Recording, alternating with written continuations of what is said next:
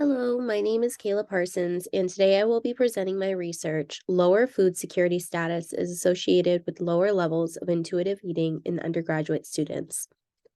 This research was conducted at the University of Maine and was funded by the University of Maine's Agricultural Experimental Station.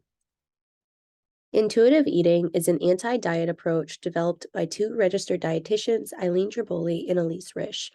Intuitive eating focuses on internal satiety cues and fullness signals, in addition to joyful movement and incorporating gentle nutrition knowledge into meal choices. Recently, intuitive eating has been associated with positive health behaviors in adults, such as improved diet quality and reduced prevalence of disordered eating behaviors, such as chronic dieting or binge eating. We know these maladaptive behaviors are prevalent in college students, often as a result of the high levels of perceived stress and low food security status.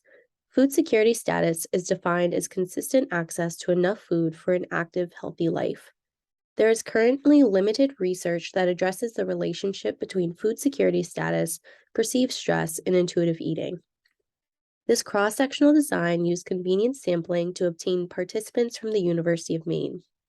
Participants received an email inquiring if they would like to take part in an online health survey with the opportunity to enter a raffle for a $25 gift card. The variables measured in the survey include demographic information, perceived stress, intuitive eating, and food security status. Perceived stress was measured using Cohen's perceived stress scale, scores ranging from 0 to 40, with higher scores being associated with higher levels of perceived stress. Intuitive eating was measured using Tilka's Intuitive Eating Questionnaire 2, which is in a Likert format to which participants choose how much they agree or disagree with statements.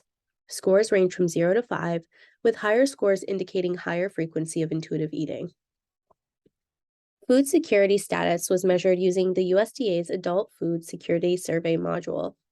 Scores range from 0 to 10, with lower scores indicating higher levels of food security. All participants had to be full-time undergraduate students with complete data sets. Independent t-tests assessed differences in intuitive eating and food security status.